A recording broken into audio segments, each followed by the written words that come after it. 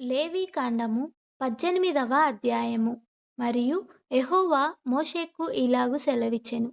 నేను మీ దేవుడనైన యెహోవానని నీవు ఇశ్రాయేలీయులతో చెప్పుము. మీరు నివసించిన ఐగుప్తు దేశాచారముల చొప్పున మీరు చేయకూడదు. నేను మిమ్మును రప్పించుచున్న కానాను దేశాచారముల చొప్పున మీరు చేయకూడదు. వారి కట్టడలను బట్టి నడవకూడదు. మీరు నా విధులను గైకొనవలెను. నా కట్టడలను బట్టి నడుచుకొనుటకు వాటిని ఆచరింపవలెను. మీ దేవుడనగు నేను యెహోవాను. మీరు నా కట్టడలను, నా విధులను ఆచరింపవలెను. వాటిని గైకొనువాడు వాటి వలన బ్రతుకును. నేను యెహోవాను. మీలో ఎవరునూ తమ రక్త సంబంధుల మానఛాదనమును తీయుటకు వారిని సమీపింపకూడదు. నేను యెహోవాను. నీ తండ్రికి మానఛాదనముగానున్న నీ తల్లి మానఛాదనమును తీయకూడదు. ఆమె నీ తల్లి. ఆమె మానఛాదనమును తీయకూడదు. నీ తండ్రి భార్య మానఛాదమును తీయకూడదు. అది నీ తండ్రిదే.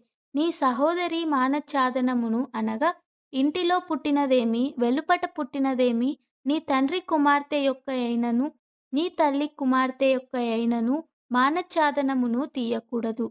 నీ కుమారుని కుమార్తె మానఛాదనమునైనను, కుమార్తె కుమార్తె మానఛాదనమునైనను తీయకూడదు. అది నీది. నీ తండ్రి వలన పుట్టిన నీ తండ్రి భార్య కుమార్తె నీ సహోదరి. ఆమె మానఛాదనమును తీయకూడదు. నీ తండ్రి సహోదరి మానఛాదనమును తీయకూడదు. ఆమె నీ తండ్రి రక్త సంబంధి. నీ తల్లి సహోదరి మానఛాదనమును తీయకూడదు. ఆమె నీ తల్లి రక్త సంబంధి. నీ తండ్రి సహోదరుని మానఛాదనమును తీయకూడదు. అనగా అతని భార్యను సమీపింపకూడదు. ఆమె నీ పినతల్లి. నీ కోడలి మానఛాదనమును తీయకూడదు. ఆమె నీ కుమారుని భార్య. ఆమె మానఛాదనమును తీయకూడదు. నీ సహోదరుని భార్య మానఛాదనమును తీయకూడదు. అది నీ సహోదరుని మానము. ఒక స్త్రీ మానఛాదనమును, ఆమె కుమార్తె మానఛాదనమును తీయకూడదు. ఆమె కుమారుని కుమార్తె మానఛాదనమునైనను, ఆమె కుమార్తె కుమార్తె మానఛాదనమునైనను తీయుటకు వారిని చేర్చుకొనకూడదు. వారు ఆమె రక్త సంబంధులు. అది దుష్కామ ప్రవర్తన. నీ భార్య బ్రతికియుండగా ఆమెను పీడించుటకు, ఆమె సహోదరి మానఛాదనమును తీయుటకు ఈమెను ఆమెతో పెండ్లి చేసుకొనకూడదు.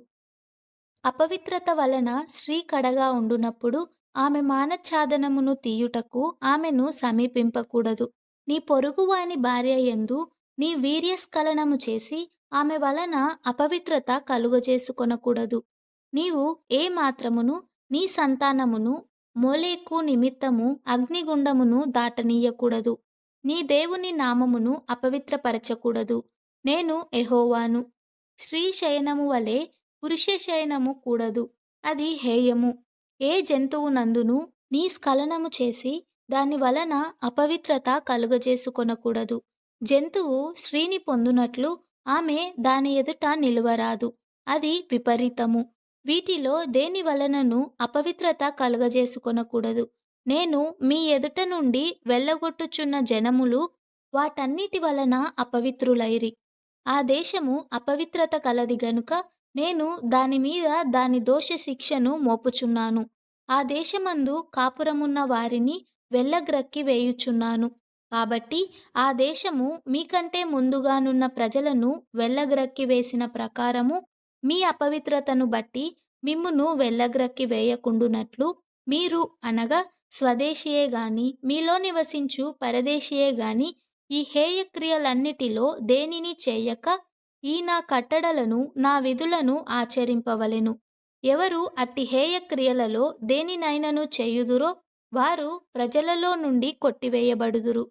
కాబట్టి మీకంటే ముందుగానున్నవారు అనుసరించిన ఆ హేయమైన ఆచారములలో దేనినైనను అనుసరించుట వలన అపవిత్రత కలుగజేసుకొనకుండునట్లు నేను మీకు విధించిన విధిననుసరించి నడుచుకొనవలెను.